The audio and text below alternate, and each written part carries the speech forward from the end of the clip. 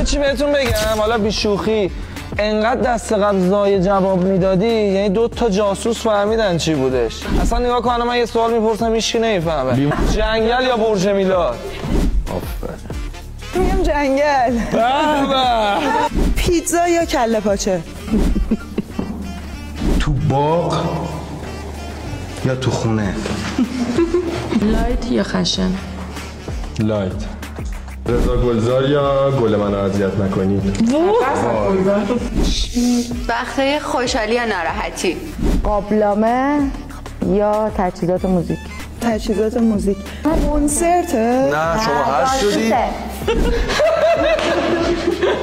اولی. تو ماشین تو خونه؟